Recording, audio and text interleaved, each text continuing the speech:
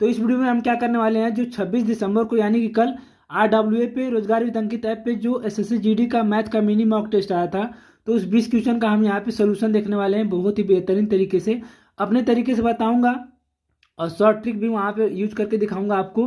तो ठीक है, वीडियो को पूरा लास्ट तक देखिएगा और बताइएगा कैसा रहा क्लास। ठीक है, तो चलिए शुरू करते हैं। तो हमारा पहला क्लास है जो कि सरलीकरण का था, मैंने यहाँ पे लिख रखा है। तो पहला एक क्वेश्चन सरलीकरण का आ गया, तो मैं बताता हूँ इसको कैसे सॉल्व करना है। तो सबसे पहले हम देख रहे हैं यहाँ पे प्लस है, तो प्लस के इधर का हम इसको सॉल्व कर लेते हैं। पहले इसको सॉल्व करेंगे तो यहाँ पे का है, तो मैंने आपको बताया था कि इसका नियम होता है कि का को पहले काट लो, ता पीछे से भाग, गुणा करो धन जोड़ के, ऋण को दियो घटा, यानी पहले का को सॉल्व करेंगे। तो का मतलब होता है 10 × 10 गुणा होता है, तो 10 × 10 हो गया 100, तो 5/100 आ गया, और गुणे में 4 है हमारा, तो 20 आ गया, ये आ गया 1/5, ये आ गया 1/5। ठीक है, तो हमने 1/5 लिख दिया और प्लस। अब देख रहे हैं यहाँ पे माइनस है, तो ये वाला सॉल्व कर लेंगे, अब माइनस और प्लस के बीच वाला। तो फिर यहाँ पे का है, तो का गुणा करेंगे, तो 4 × 4 आ गया 16, 4/16 गुणे में 10, तो 4 चौक को 16, 2×5 = 10, 5/2, ये आ गया 5/2 माइनस। अब ये कोष्टक में है, अब ये वाला सॉल्व करेंगे, ये कोष्टक में है, तो इसको माइनस करेंगे, 10 में से 4 तो आएगा 6, यहाँ पे आ गया 6 भागे, तो 6 के भागे 16, 6 के भागे 16 गुणे 4, तो 4 चौक को 16, 2×3 = 6, 3/2, ये आ गया। बस अब इसको हम सॉल्व कर लेंगे, तो ये आ गया 10, तो यहाँ आ गया 2, ये 2×5 = 10, 25 माइनस 15। अब ये 10×2 = 12, 10×2 = 12, यहाँ से माइनस करेंगे 10 + 12, 12/10, ये आगे 1.2, ये आगे 1.2। ठीक है, तो इसका आंसर आगे 1.2। आगे हमारा प्रश्न कह रहा है, यहीं पे बताता हूँ आपको, प्रश्न नंबर 2 है। कह रहा है कि रुचि, खुशी और तेजू, रुचि मान लो R से रुचि, K से खुशी और T से तेजू। रुचि, खुशी और तेजू एक कार्य को 30, 40, 60 दिन में कर सकते हैं। 30, 40 और 60 दिन में कर सकते हैं। कह रहा कि यदि खुशी और तेजू दोनों हर तीसरे दिन रुचि की सहायता करते हैं तो रुचि कितने दिन में कार्य पूरा करेगी। तो सबसे पहले हम एक ऐसा नंबर लेंगे जो इन तीनों से कट जाए, तो या तो इनका एलसीएम ले लो, एलसीएम निकालोगे, या तो एक ऐसा नंबर अपने मन से ले लो, तो 120 ले लेते हैं, 120 जो इन तीनों से कट जाए। तो रुचि अगर किसी काम को 30 दिन में करती है, टोटल काम को 30 दिन में करती है, तो हर दिन कितना काम करती होगी, तो 120 को 30 से भाग देंगे तो आ गया 4। इसी तरह इसका निकाल लेंगे हम लोग खुशी का, तो 120 को 40 से भाग देंगे तो आ जाएगा 3। इसी तरह इसका निकाल लेंगे, तो 120 को 60 से भाग देंगे तो आ गया 2। ठीक, यानी रुचि एक दिन में 4 काम करती है, खुशी एक दिन में 3 काम और तेजू एक दिन में 1 काम करता है। अब प्रश्न में कहा गया है कि यदि खुशी और तेजू दोनों हर तीसरे दिन रुचि के साथ जुड़ते हैं, हर तीसरे दिन, देखो हर तीसरे दिन बोल रहा है, हर तीसरे दिन, ठीक है, यानी कि पहले दिन, यानी कि फर्स्ट डे और सेकंड डे, तो रुचि अकेले काम करती है, तो रुचि एक दिन में कितना काम करती है, 4, दूसरे दिन कितना काम करेगी, 4। लेकिन तीसरे दिन क्या हो रहा है, तीसरे दिन क्या हो रहा है कि खुशी और तेजू भी इसके साथ जुड़ जा रहे हैं, यानी तीसरे दिन क्या हो रहा है, खुशी और तेजू, तो रुचि तो रहेगी तीसरे दिन प्लस खुशी और तेजू 3 + 2। ठीक है, तो ये दोनों भी आ जाना, इसको ऊपर कर दे रहा हूँ, ये दोनों भी आ जाना है तीसरे दिन। तो पहले दिन रुचि ने किया 4 काम, दूसरे दिन रुचि ने किया 4 काम, और तीसरे दिन काम हो गया खुशी और तेजू की वजह से 4 3 7 7 2 9 काम, तो टोटल तीसरे दिन हो गया 9 काम। तो हम देख रहे हैं टोटल 3 दिन में, टोटल 3 दिन में काम हो कितना रहा है, 9 4 13 4 17, टोटल 3 दिन में कितना काम हो रहा है, 17 काम। 3 दिन में कितना काम हो गया, 17 काम। ठीक है, तो हमसे पूछा है कि तो रुचि कितने दिन में कार्य को पूरा करेगी। तो हम एक ऐसा नंबर लेंगे, जैसे मान लेते हैं कि टोटल काम है हमारा 120, तो हम इसमें क्या करते हैं 7 से गुणा कर देते हैं, 7 से, तो ये आ जाएगा 119, 119। तो अगर हमने यहाँ 7 से गुणा किया तो यहाँ भी 7 से गुणा करेंगे, तो ये आ गया 21, 21 दिन। तो यानी 21 दिन में अगर ये काम करें सब इस हिसाब से अगर काम चलता रहे, तो 21 दिन में 119 काम हो जाएगा, 21 दिन में 119 काम हो जाएगा। तो अब काम कितना बचा, यानी कि 22वें दिन केवल रुचि काम करेगी ना, 22वें दिन, तो 22वें दिन रुचि काम करेगी, और अभी काम कितना बचा है, 1। अभी काम कितना बचा है, 1, और काम करेगा कौन, रुचि, 1/4। और 21 दिन पहले ही काम हो चुका है, तो ये हमारा आंसर आ गया। यानी अगर इसको हम देंगे तो ये 85/4 आ जाएगा, 85/4 ये इसका आंसर है। आई होप कि आपको समझ में आया हो, मैं समझा पाया हूँ। तो वीडियो में आगे बढ़ने से पहले मैं आपको बता दूं कि अभी देखो टेक्स्ट बुक पे ऑफर चल रहा है, और अब तक का सबसे कम प्राइस होने वाला है और हो चुका है। जो टेक्स्ट बुक है उस पर अभी ऑफर चल रहा है, तो अगर आप लोग टेक्स्ट बुक लेना चाहते हो तो आप यहाँ पे देख भी सकते हो।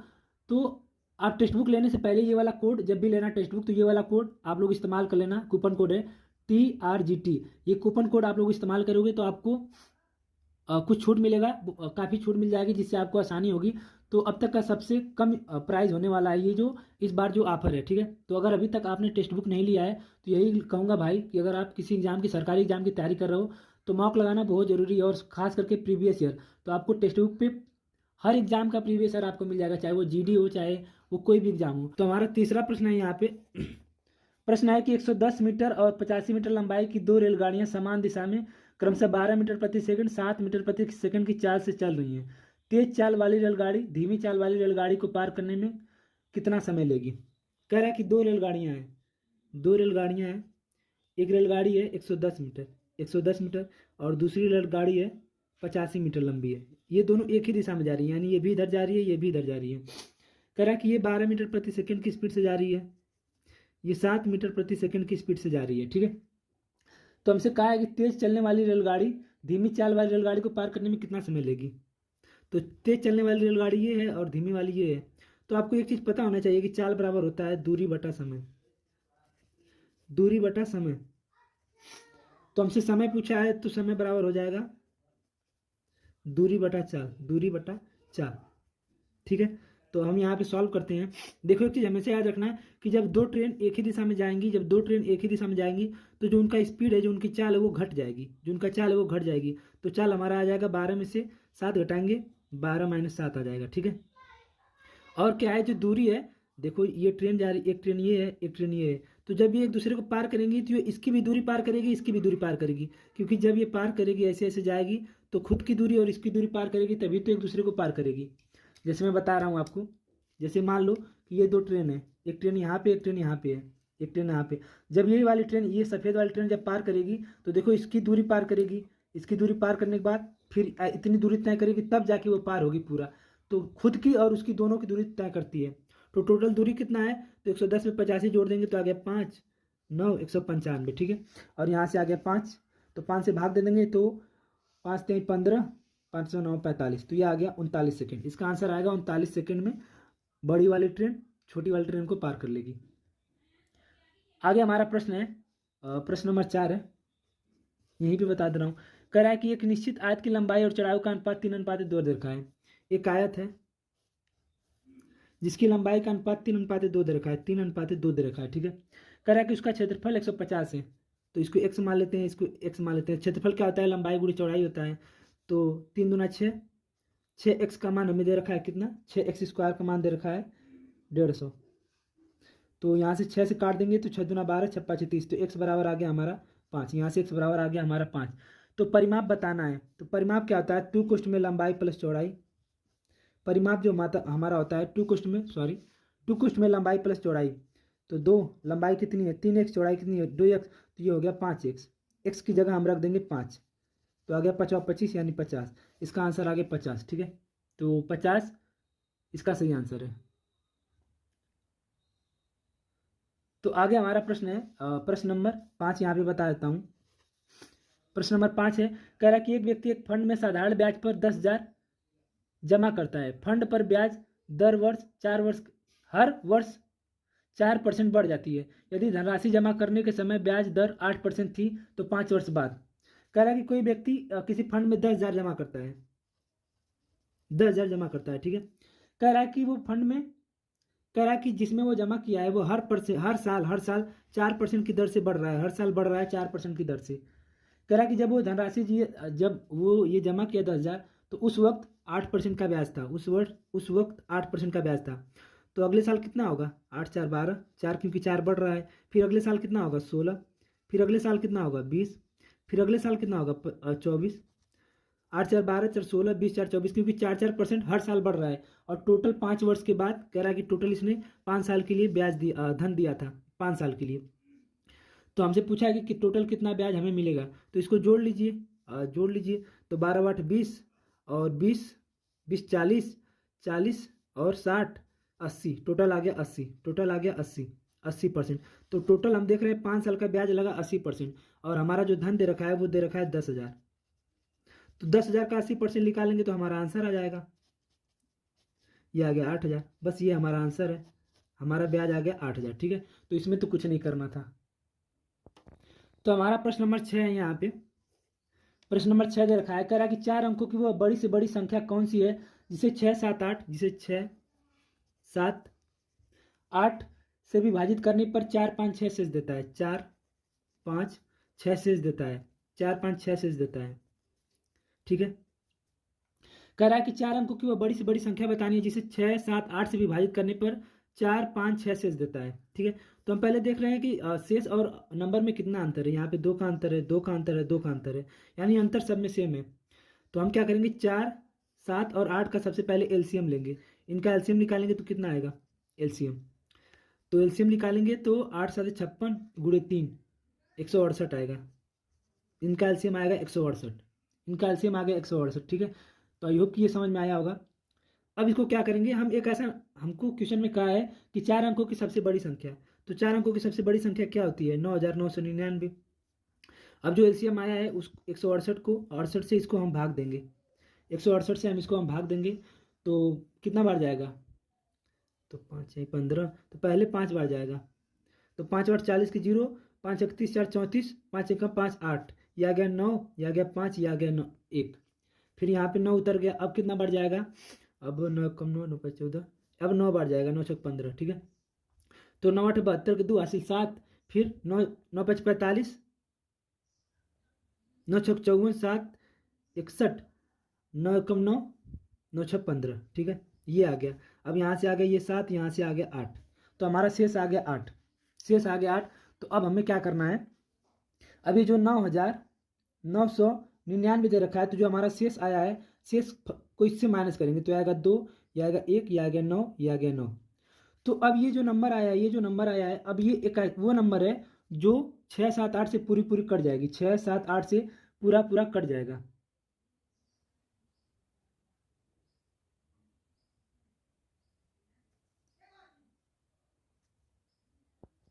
तो ये एक ऐसा नंबर है 9,912 जो कि 6, 7, 8 से पूरा पूरा कट जा रहा है। तो हमें वो नंबर तो चाहिए नहीं, हमें वो नंबर चाहिए जो शेष सॉरी विभाजित करने पे 6, 7, 8 से 4, 5 और 6 शेषफल बचे।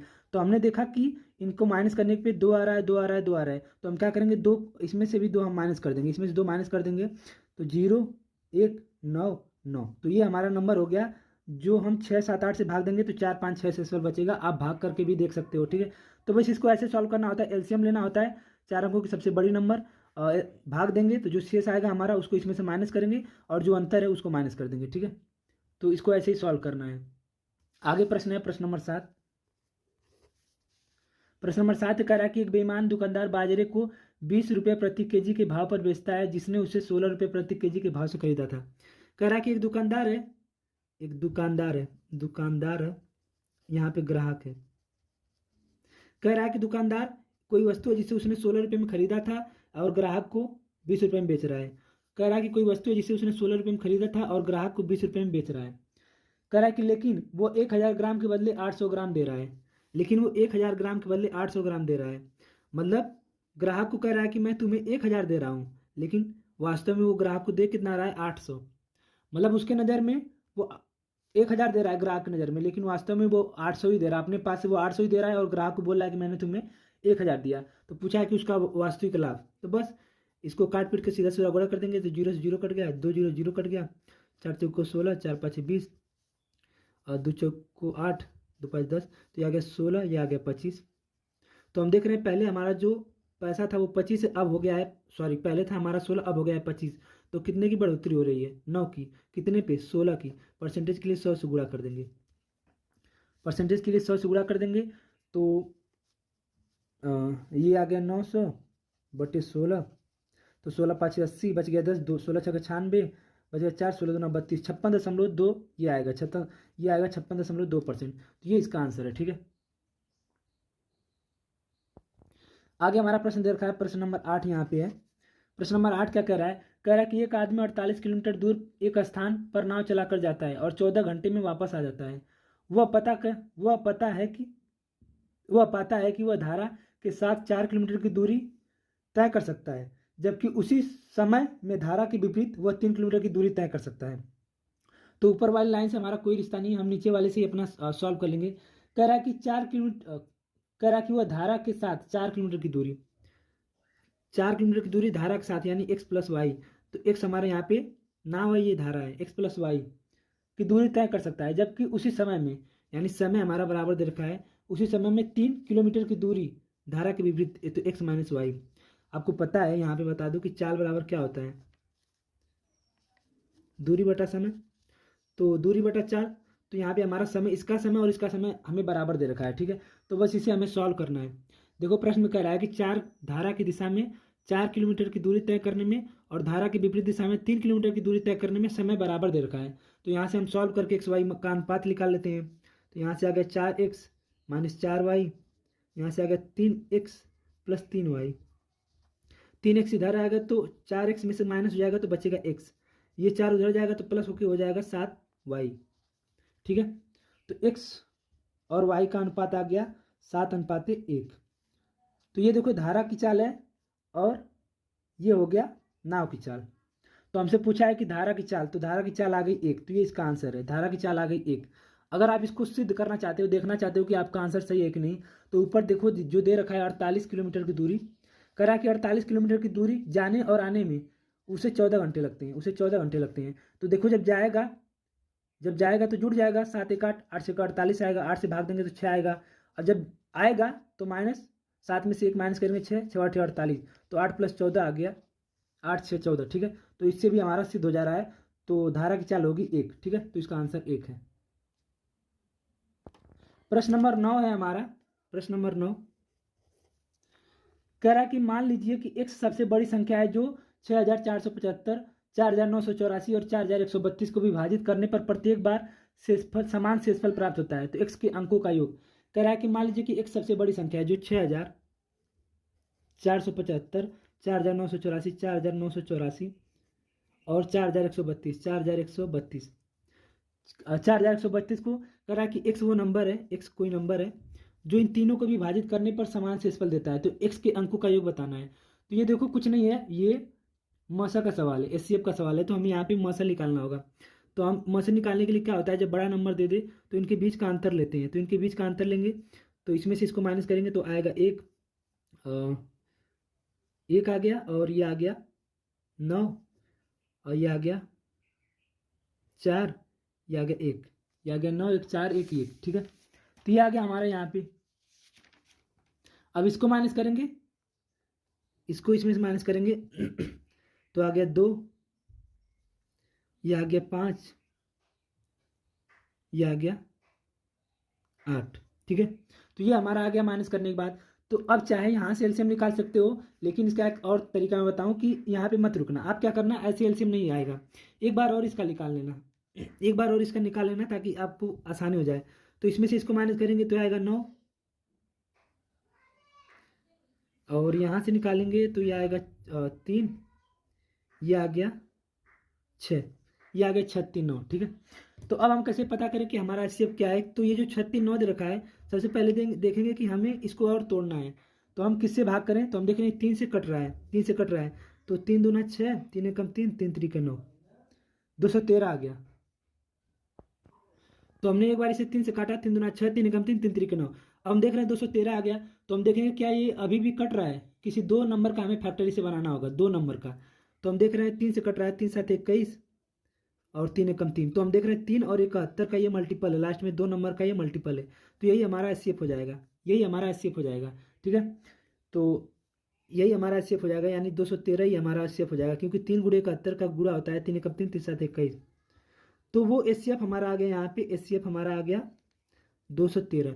यानी अगर आप इस 213 से इसको डिवाइड करेंगे, इसको डिवाइड करेंगे, इसको डिवाइड करेंगे, तो समान शेषफल देगा। तो ये वो नंबर है जो इन सबको कट जाएगा, पूरा पूरा पूरा भाग देने पर सेम शेषफल देगा, ये नंबर ऐसे इसको सॉल्व करना होता है। तो बस इसी का अंकों का जोड़ हमसे पूछा है। तो 3 2 5 1 6, तो 2 + 1 + 3, 3 2 5 1 6, ये आ गया 6। ठीक है, तो इसको ऐसे ही सॉल्व करना था।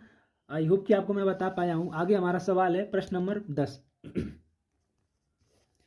कह रहा है कि रंगीन ब्लॉक की कुल संख्या 1260 है यदि लाल ब्लॉक और नीले ब्लॉक का अनुपात, रेड ब्लू का अनुपात हमें 2:5 दे रखा है। कह रहा है कि नीले और पीले ब्लॉक का अनुपात 15:7, नीले और पीले यानी ब्लू और येलो का अनुपात कितना दे रखा है, 15:7। ठीक है, टोटल कितना दे रखा है, 1260। टोटल रंगों की संख्या दे रखा है 1260। ठीक है, तो हमसे पूछा है कि पीले ब्लॉक की संख्या। तो सबसे पहले हम देख रहे हैं यहाँ पे ब्लू जो है 5 है और यहाँ पे ब्लू 15 है। तो ऐसा तो हो नहीं सकता कि एक ही चीज़ अलग अलग हो। तो इनको हम बराबर करेंगे, तो इसमें 3 से गुणा कर देंगे, तो 3 5 3 दूना 6, ये 15 हो गया। तो ये आ गया 6:15:7। तो ये हमारा आ गया लाल ब्लू और येलो का अनुपात, लाल ब्लू और येलो का अनुपात आ गया हमारा। तो इसको हम जोड़ेंगे तो 15 से 21 7 28, ये आ गया 28। और 28 का मान ही हमें दे रखा है 1260। ठीक है, तो इससे कितना गुना ज़्यादा, तो इससे कितना गुना ज़्यादा, तो इसे कितना गुना ज़्यादा, तो गुना निकालने के लिए हम क्या करते हैं, 1260 को 28 से हम भाग देंगे तो पता चल जाएगा कितना गुना ज़्यादा है। तो देते हैं भाग। तो 4 7 चौको 28, 7 7 8 56, 4 चौको 16, 4 5 20 यानी 45 गुना ज़्यादा। तो ये इससे 45 गुना ज़्यादा है, इससे 45 गुना ज़्यादा है। तो हमसे पीले ब्लॉक की संख्या पूछी है, तो पीला ब्लॉक हमारा कितना है, 7 है। तो ये 20 से 45 गुना ज़्यादा ही होगा। तो 7 5 35 के 5, 7 चौको 28, 3 31, 315। तो ये इसका आंसर है 315। ठीक है, आगे हमारा प्रश्न है, देखो प्रश्न एकदम आसान है यहाँ पे। प्रश्न नंबर 11 है। प्रश्न नंबर 11 है, कह रहा है कि 100 मीटर की दौड़ में ए बी को 10 मीटर से हराता है और बी सी को 10 मीटर से हराता है। ए बी को 10 मीटर से हराता है और बी सी को 10 मीटर से हराता है। तो ए सी को कितनी दूरी से हराता है, 3 लोग हैं, ए बी सी, 3 लोग हैं ए बी सी। कुछ नहीं भाई, एकदम आसान प्रश्न है। देखो कह रहा है कि 100 मीटर की दौड़ में ए बी को 10 मीटर से हराता है। ए जो है बी को 10 मीटर से हराता है, यानी कि जब ए 100 मीटर की दूरी तय कर लेता है तो बी अभी 90 ही तय किया होता है, तभी तो 100 की 10 मीटर से हराएगा। जब ए 100 मीटर पे पहुंचता है तो बी अभी 90 ही पहुंचा होता है, तभी तो 10 मीटर से हराएगा। सेम चीज़ यहाँ पे कह रहा है कि बी सी को 10 मीटर से हराता है, यानी जब बी 100 मीटर पे पहुंचता है, जब बी 100 मीटर पहुंचता है तो सी अभी 90 ही पहुंचा होता है, सी अभी 90 ही पहुंचा होता है, तभी तो बी सी को 10 मीटर से हराएगा। तो बस हम इसको सॉल्व कर लेंगे। तो हम एक चीज़ यहाँ पे देख रहे हैं, यहाँ पे 90 है बी और यहाँ पे बी 100 है। तो ऐसा तो हो नहीं सकता कि एक ही चीज़ कहीं अलग हो कहीं अलग हो। तो इसको हम बराबर करेंगे, तो यहाँ से 10 से गुणा कर देंगे और यहाँ पे 9 से गुणा कर देंगे, तो ये बराबर हो जाएगा। 10 से गुणा यहाँ पे करेंगे तो यहाँ भी 10 से करना पड़ेगा, तो ये हो जाएगा 1000 और ये हो गया 900 हमारा, ये दोनों बराबर हो गया। और यहाँ पे हमने 9 से गुणा किया तो यहाँ पे 9 से गुणा करने होंगे, तो 9 9 81, 981 होगा। ठीक है, तो इसको हम काट लेते हैं, तो 0 से 0 कट गया, 0 से 0 कट गया, 0 से 0 कट गया। तो अब हमसे क्वेश्चन पूछा है कि ए सी को कितनी दूरी से हराता है। तो ए का मान आ गया 100, बी आ गया 90, सी आ गया 81। तो ए सी को कितनी दूरी से हराता है, तो ए जो चलता है वो 100 चलता है, लेकिन सी चलता है 81, तो कितना कम चलता है, तो 19। इसको माइनस कर देंगे 100 में से, तो ए जो है सी को 19 से हराता है, 19 मीटर से। तो ये इसका आंसर है। आगे प्रश्न है प्रश्न नंबर 12 हमारा यहाँ पे। प्रश्न नंबर 12 कह रहा है कि 51 और 78, 51 और 78 के बीच सभी अभाज्य संख्याओं का गुणनफल का इकाई अंक बताना है। तो 51 के बीच कितनी कितनी अभाज्य संख्याएं होती हैं, तो 51 के बाद 53 गुणे 53 के बाद कौन कौन होता है, 53, फिर 59 आएगा, फिर 61 आएगा, फिर 67 आएगा, फिर 71 आएगा, फिर 73 आएगा। ठीक है, तो इतनी संख्याएं होती हैं जो 51 और 78 के बीच होती हैं। तो पूछा है कि इनके गुणनफल का इकाई का अंक। तो इकाई का अंक पूछा है ना, तो बस इकाई के अंक का गुणा कर लो।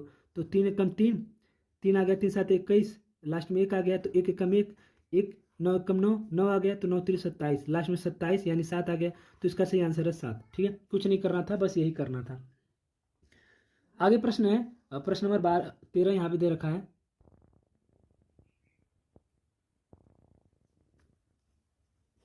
प्रश्न नंबर 13 कह रहा है कि एक परीक्षा में एक छात्र को औसत अंक 67.6 है। कह रहा है कि एक परीक्षा में एक छात्र का औसत अंक 67.6 है यदि वह गणित में 27, कह रहा है कि मैथ में 27, कंप्यूटर में 10 अंक और इतिहास में हिस्ट्री में 18 अंक प्राप्त करता है।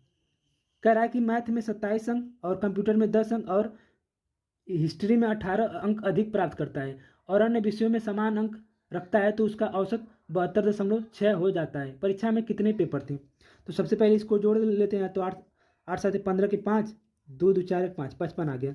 यानी उसने 55 नंबर ज़्यादा प्राप्त किए, उसने 55 नंबर ज़्यादा प्राप्त किए। ठीक है, देखो प्रश्न को ध्यान से देखना है। क्या कह रहा है प्रश्न में? कह रहा है कि एक छात्र का औसत 67.6 है। कह रहा है कि एक छात्र का औसत अंक 67.6, यानी कि वो हर विषय में 67.6 अंक प्राप्त करता है, तभी तो इसका औसत है। मान लो इतना। कह रहा है कि लेकिन गणित में 27 नंबर, कंप्यूटर में 10 नंबर और इतिहास में 18 नंबर जब अधिक पा जाता है तो उसका औसत केवल 3 विषय में ज़्यादा पाता है और अन्य विषय में समान अंक ही पाता है, तो उसका औसत 72.6 हो जाता है। उसका औसत 72.6 हो जाता है। पहले ये था, लेकिन जब 55 नंबर ज़्यादा पा गया तो उसका औसत 72.6 हो गया। तो पूछा है कि परीक्षा में कितने पेपर थे। तो हम देख लेते हैं यहाँ पे कि हमारा औसत बढ़ कितना जा रहा है। तो 0 आ गया, ये आ गया 5, यानी हमारा औसत 5 बढ़ जा रहा है। 5 क्यों बढ़ रहा है? क्योंकि 55 नंबर हम एक्स्ट्रा ले रहे हैं। मैथ, कंप्यूटर, इतिहास में जब हमें 55 नंबर ज़्यादा मिलेगा तो हमारा औसत 5 बढ़ जाएगा। तो बस इस 55 को हम क्या करेंगे, 5 से भाग दे देंगे ताकि ये जितने पेपर हो सब में बढ़ जाए, एक बराबर बराबर नंबर बढ़ जाए। तो आ गया हमारा 11। तो उस परीक्षा में टोटल 11 पेपर रहे होंगे। तो ये इसका आंसर है। तो आई होप कि आपको समझ में आया होगा। आई विश, पता नहीं समझा पाया कि नहीं। आगे हमारा प्रश्न है, प्रश्न नंबर 14। भाई आज थोड़ा सा क्वेश्चन टाइम टेकन है, क्या ही कर सकता हूँ। कह रहा है कि दो डीलर एक वस्तु को समान अंकित मूल्य 3,000 पर पेश करते हैं। कोई वस्तु है जिसका अंकित मूल्य 3,000 है। कह रहा है कि दो डीलर हैं। कह रहा है कि पहला 10% और 15%, पहला 10% और 15% की छूट देता है और दूसरा डीलर है वो 20% और 5% की क्रमिक छूट देता है। 20% और 5% की क्रमिक छूट देता है। तो प्रस्तावों के अंतर्गत मूल्य के विक्रय मूल्य में अंतर बताना है। ये पहला वाला है, ये दूसरा वाला है। कह रहा है कि 3,000 की वस्तु है, 3,000 पे ये दो, पहला वाला 15% और 10% की छूट देता है, दूसरा वाला 20% और 5% की छूट देता है। तो अगर आपको क्रमिक छूट निकालने का तरीका पता है तो वो ये होता है, वो होता है x plus y plus x गुणे वाई बटे 100। ऐसे निकाला जाता है क्रमिक छूट। ठीक है, तो हम क्रमिक छूट यहाँ से निकाल लेते हैं। तो एक्स प्लस वाई की जगह रखेंगे तो 25 और 15 गुणे 25 यानी 150, यानी 1.5, 150 यानी 1.5। तो माइनस कर देंगे 25 में से 1.5 माइनस करेंगे, 25 में से 1.5 माइनस करेंगे तो कितना आएगा? तो आ जाएगा 5, यह आ जाएगा 3 2 23.5, 23.5, यानी वो 23.5 की छूट देता है। 3,000 पे 23.5 की छूट देता है। तो ऐसे ही करके इसको हम निकालेंगे। फिर क्या करेंगे कि इसका 23%, 23.5% निकालेंगे। फिर यहाँ पे जो आएगा उसका निकाल के इसमें से माइनस करेंगे। तो जो यहाँ से हमारा विक्रय मूल्य आएगा, जो हमारा यहाँ से विक्रय मूल्य आएगा, फिर उसको हम माइनस करेंगे। तो ये करने से अच्छा है, मैं ऐसे किया था इसको। पहला दुकानदार कितने परसेंट की छूट दे रहा है? 10% की और 15% की। तो 10% को हम फ्रैक्शन में चेंज करेंगे तो आएगा 1/10, यानी 10 पे 1 की छूट दे रहा है 9। फिर कितने की छूट दे रहा है? 15 को। 15 को फ्रैक्शन में चेंज करेंगे तो आएगा 3/20। तो 20 पे 3 की छूट दे रहा है यानी 17 की। ठीक है, तो ये हो गया हमारा 200। ये हो गया हमारा 9 7 63 के 3 और 9 कम 9 9 6 15 153 आ गया। तो 200 का मान 3,000 दे रखा है, तो कितना गुना ज़्यादा? 15 गुना ज़्यादा। तो 53 का मान आ गया 15 गुना ज़्यादा। तो 45 के 5, 15 5 75, 4 79 के 9 और 7 15 7 22, ये आ गया 22.95। ठीक है, तो पहले का विक्रय मूल्य आ गया 22.95। ठीक, हम यहाँ से दूसरे का निकाल लेते हैं। मैंने ऐसे ही सॉल्व किया था, यहाँ से मेरा जल्दी हो गया था। तो दूसरा दुकानदार 20% की छूट देता है। तो 20 को हम फ्रैक्शन में चेंज करेंगे तो 1/5, यानी 5 पे 1 की छूट तो 4। फिर 5 की छूट देता है तो 5 को फ्रैक्शन में चेंज करेंगे तो आएगा 1/20, तो यानी 20 पे 1 की छूट यानी 19। तो यहाँ से आ गया 100, यहाँ से आ गया 19 चौक 76, 19 चौक 76। ठीक है, 19 चौक 76 आ गया। ठीक है, तो 100 का मान 3,000 दे रखा है, 100 का मान 3,000 दे रखा है, तो इसे कितना गुना है? 30 गुना ज़्यादा। तो इसी तरह इसका भी मान 30 गुना ज़्यादा। तो 0 3 चौका 18 के 8 3 7 21 22, 22 आ गया। अब इसी को हमें माइनस करना था, इनका अंतर हमें बताना था। तो अंतर आप निकाल लो, 5 1 15, आ गया आंसर हमारा 15। तो ये ज़्यादा अच्छा तरीका है जो मैंने ये आपको बताया। बाकी ये भी तरीका है, दोनों का छूट निकालो, फिर ऐसे करो, फिर वो करना है। तो हमारा अगला प्रश्न दे रखा है, प्रश्न नंबर 15 यहाँ पे दे रखा है। तो प्रश्न नंबर 15 क्या कह रहा है कि दो उम्मीदवारों के बीच हुए एक चुनाव में 30% मतदाताओं ने मतदान नहीं किया। डाले गए मतों में से 20% मत अमान्य पाए गए। जीतने वाले उम्मीदवार को वैध मतों के 64% मत प्राप्त हुए और वह 3136 मतों के साथ बहुमत से विजयी हुआ। मतदाता सूची में नामांकित मतदाताओं की संख्या बताना है। तो हम मान लेते हैं कि टोटल हमारे मतदाता कितने रहे होंगे, 100। टोटल हम मान लेते हैं कि 100। तो 100 में से 30% मतदाताओं ने मतदान नहीं किया, तो 30% मतदान नहीं किया तो 100 का 30% आ गया 30, तो बचे कितने, 70। अगर 100 में से 30 ने मतदान नहीं किया तो बचा कितना, 70। ठीक है, अब 70 बच गया। अब आगे कह रहा है कि डाले गए मतों में से 20% मत अमान्य हो गए, यानी 70 लोगों ने डाला जिसमें से 20% मत अमान्य हो गए। तो 70 का 20% निकालेंगे तो कितना आएगा, 14 आएगा। तो 14 मत हमारे अमान्य हो गए, यानी ये नहीं माने गए। तो बचा कितना, 70 में से 14 खत्म हो गया तो बचा कितना, 6 56। ठीक है, बच गया 56, बच गया 56। यहाँ तक आ गए। अब कह रहा है कि जीतने वाले उम्मीदवार को वैध मतों का, तो वैध मत हमारा कितना है, 56। कह रहा है कि जीतने वाले उम्मीदवार को वैध मतों का 64% मत मिला, 64% मत मिला। तो अगर इसे 64 मिला होगा तो दूसरे वाले को कितना मिला होगा, दूसरे वाले को 36 मिला होगा। भाई टोटल कुछ भी होता है, टोटल 100% होता है, तो 100% में से अगर इसे 64% मिल गया जीतने वाले को, जो विनर है, और ये लूजर है हारने वाले को, तो इसे कितना मिला होगा, इसे 36 मिला होगा। तो कह रहा है कि वो 64% मत लेके 3136 वोटों से 3136 वोटों से विजयी हो गया। तो देखो ये कितने वोटों से विजयी हो रहा है, ये 64%, ये 36%, तो कितने परसेंट से विजयी हो रहा है, तो इसको माइनस करेंगे तो आएगा 28%, यानी इससे 28% ज़्यादा प्राप्त किया है। तो वही हमसे बस क्वेश्चन में यही हमसे पूछा है।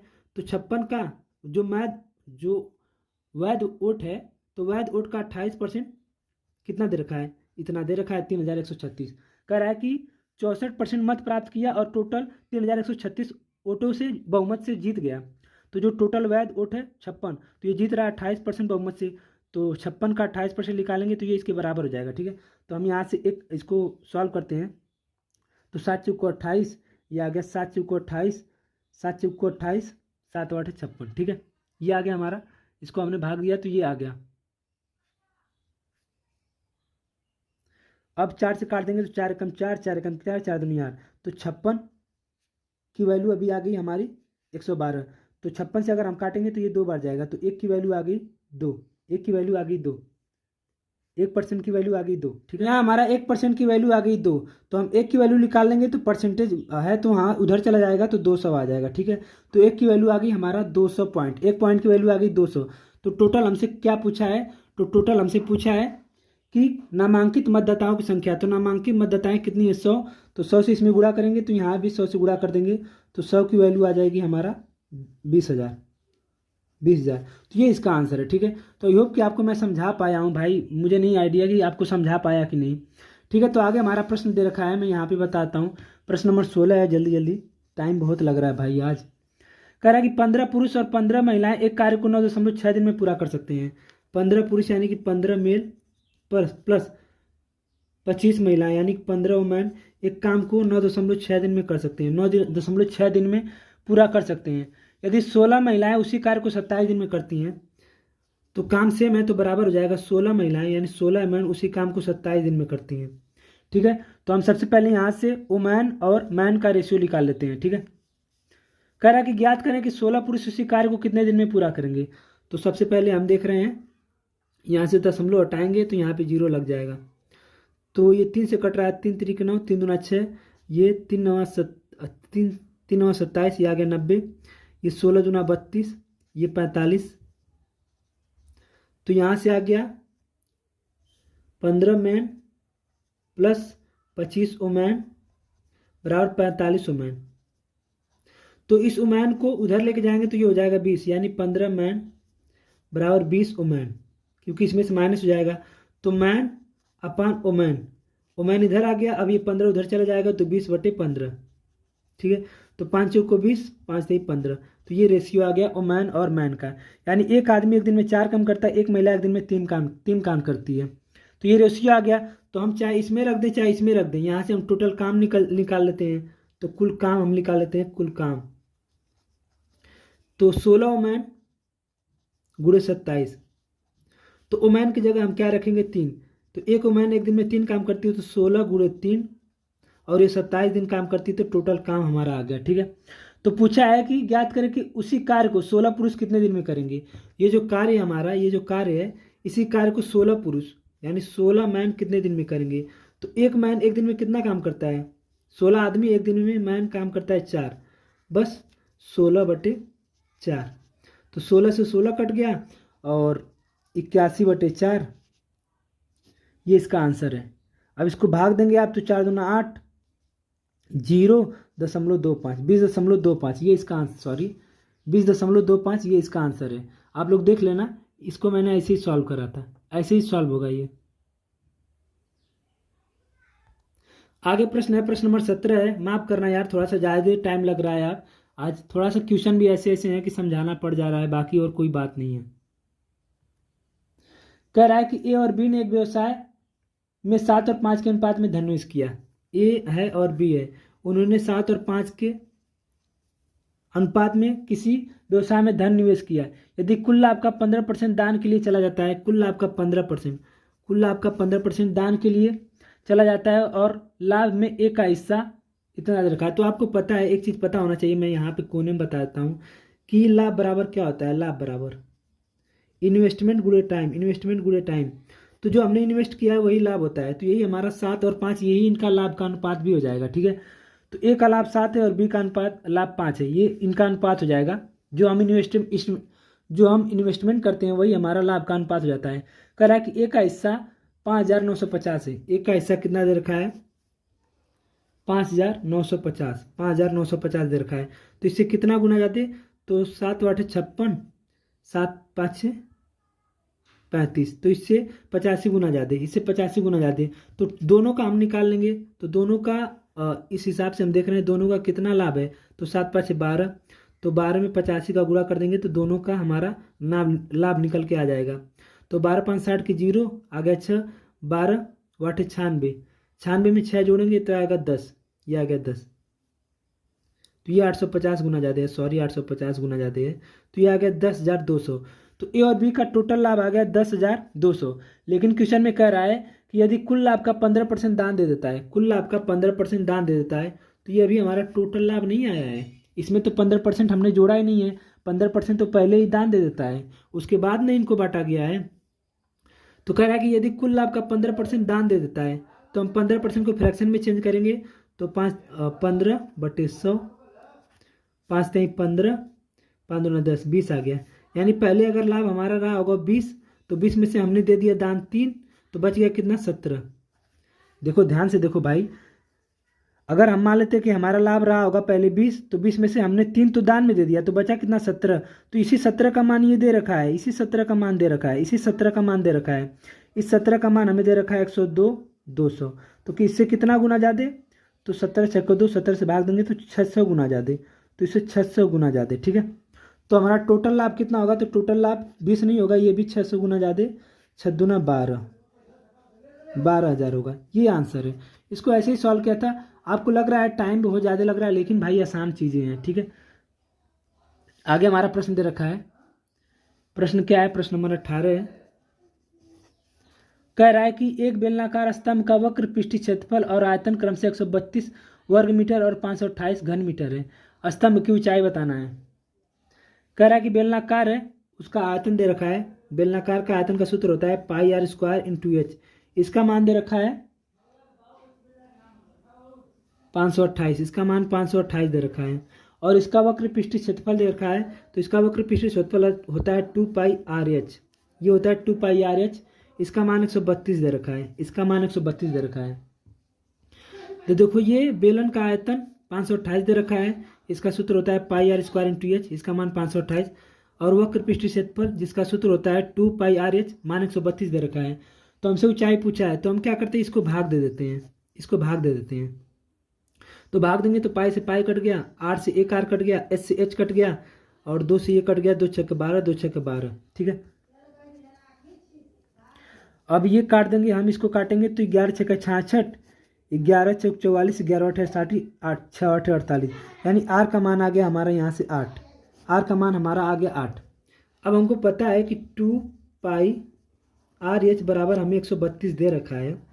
आर का मान हमने निकाल लिया 8, तो एच का मान हमसे पूछा है, तो 2 × 22/7 × आर का मान 8 × एच का मान हमसे पूछा है बराबर 132। बस इसे हम सॉल्व कर लेंगे। तो सॉल्व करेंगे तो 11×2 = 22, 11×11, 11×2 = 22। ठीक, फिर 4 से काटेंगे तो 4×3 = 12, अब 7×3 = 21/8। अब h बराबर आ गया 21/8, h बराबर 21/8। तो ये हमारा आंसर है। तो 8×2 = 16, 16×5 = 21/8, ये इसका आंसर है। 2 सहित 5/8। ऑप्शन नंबर डी इसका सही है। इसमें कुछ नहीं करना था भाई, एकदम आसान है। प्रश्न नंबर 19 है हमारा। देखो प्रश्न बेहद आसान है, ये एलिगेशन का सवाल है, मिक्सचर और एलिगेशन का। कह रहा है कि यदि दो प्रकार के अनाज जिनका मूल्य 202 प्रति केजी किलोग्राम और 250 प्रति किलोग्राम है 7 और 5 के अनुपात में मिलाया जाता है, तो परिणामी मिश्रण का प्रति किलोग्राम मूल्य। कह रहा है कि दो चीज़ है, एक का दाम 202 किलोग्राम है, एक का दाम है 250 प्रति किलोग्राम। कह रहा है कि इन्हें 7 और 5 के अनुपात में मिलाया जा रहा है, 7 और 5 के अनुपात में मिलाया जा रहा है। तो हमसे परिणामी मिश्रण पूछा है, ठीक है। तो परिणामी मिश्रण हमसे पूछा है, तो कुछ नहीं करना होता है भाई, बस आपको बता रहा हूँ क्या करना है। ये 7 और 5 के अनुपात में दे रखा है, तो हमें रियल नंबर कैसे पता चलेगा? तो इनके बीच का हम क्या करेंगे, अंतर देखेंगे। तो 202 है, ये 250 है, तो इनके बीच का अंतर कितना है? 48 है। इनके बीच का अंतर आ गया 48। अब इस 48 को 7 और 5 में बांट देंगे, तो 7 और 5 का जोड़ कितना है? 12। 12 को का मान ही 48 दे रखा है, तो इससे कितना गुना जाए? तो 12×4 = 48। तो 4 से इसमें गुणा करेंगे तो ये आ गया 28, 4 से इसमें गुणा करेंगे तो ये आ गया 20। अब यहाँ पे जो नंबर होता है, एक से छोटा होता है, एक से बड़ा होता है। तो इससे बड़ा होगा, इससे छोटा होगा। तो मान लो कि अगर इससे बड़ा है तो 220, 202 में अगर 20 जोड़ेंगे तो वो नंबर आ जाएगा, या तो 250 में से 28 घटाएंगे तो वो नंबर आ जाएगा। तो दोनों इधर से भी निकाल सकते हैं, इधर से भी निकाल सकते हैं, इसे इधर जोड़ना पड़ेगा, इधर घटाना पड़ेगा।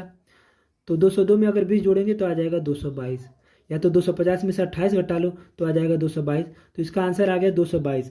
तो जो परिणामी मिश्रण है वो 222 रुपये प्रति केजी होगा, ठीक है। तो ये इसका आंसर है। आगे प्रश्न है भाई, लास्ट है प्रश्न नंबर 20। ये थोड़ा सा टाइम टेकन क्वेश्चन है यार। करा कि अंकिता ने 3 खिलौने बेचे, पहला खिलौना 25% के लाभ पर, पहला खिलौना 25% के लाभ पर, दूसरा खिलौना 25% के लाभ पर 1500 में बेच दिया, दूसरा खिलौना 50% के लाभ पर, 50% की हानि पर 2800 में बेच दिया, तीसरा खिलौना 25% के लाभ पर 3500 में बेच दिया। कह रहा है कि यहाँ लाभ पे, यहाँ हानि पे, यहाँ लाभ पे बेच रहा है। तो हम फ्रैक्शन में चेंज कर लेते हैं, इसको फ्रैक्शन में चेंज करेंगे तो 25×4 = 1/4 आ गया। कह रहा है कि 4 का सामान 1 के लाभ पे 5 में बेचता है, 1 के लाभ पे 5 में बेचता है। तो इस 5 का मान हमें 1500 दे रखा है, 5 का मान 1500 दे रखा है, तो इसे 300 गुना ज़्यादा। तो हम इसका मान निकाल लेंगे तो ये हो जाएगा 300 गुना ज़्यादा 1200, ये हो जाएगा 1200, ये हो जाएगा 1200। तो देखो हम यहाँ पे, मैं यहाँ पे बता देता हूँ कि पहले कोई चीज़ रही होगी 1200 की और उसको उसने बेचा 1500 में, उसको उसने बेचा 1500 में, ठीक। तो यहाँ से हमने क्रय मूल्य निकाल लिया, हमें विक्रय मूल्य दे रखा था। अब हम सेम चीज़ यहाँ पे करेंगे, तो 50 को फ्रैक्शन में चेंज करेंगे तो 1/2। ये हानि पे बेच रहा है, यानी 2 का सामान 1 की हानि 1 में बेच रहा है। तो 1 का मान हमें क्वेश्चन में 2800 दे रखा है, 1 का मान क्वेश्चन में 2800 दे रखा है। तो 2 का मान कितना आ जाएगा? 5600।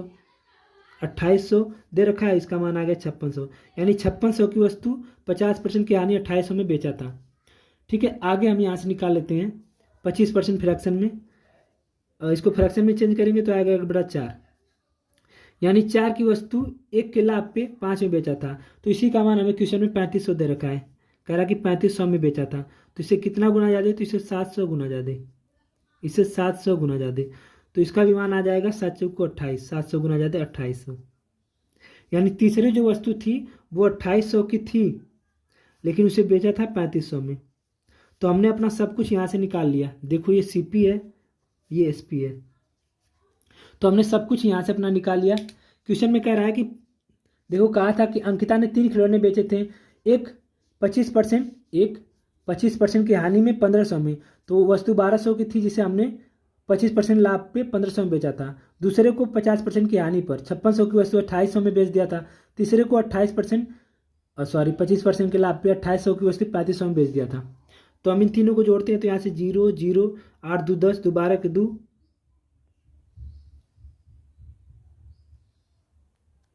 8 2 10 और 16 यहाँ पे रहेगा 16, 5 2 7 1 8 ये 9 96 आ गया। इसको जोड़ते हैं तो 0 0 5 5 10 18 3 2 5 1 6 1 7 7800 आ गया। तो हमसे पूछा है कि उसका कुल प्रतिशत या लाभ, तो कुल हमारा सीपी है, क्रय मूल्य है 96 और हमारा विक्रय मूल्य है 7800, यानी हमने इतने की वस्तु इतने में बेची, तो कितने का लाभ हो रहा है यहाँ पे 0 0, तो यहाँ से 8, एक 1800 का लाभ हो रहा है कितने पे 9600 पे, 9600 पे। परसेंटेज के लिए 100 से गुणा कर देंगे तो 2 0 से 2 0 कट गया, तो 12 कम 12 6 बच गया, 12 5 7 150, 12 8 96। अब यहाँ से हम निकालेंगे तो आएगा 8 1 कम 8 7 बचेगा, तो 8 64 18.75 की हानि पर बेचा है हमने, तो ये इसका आंसर है 18.75।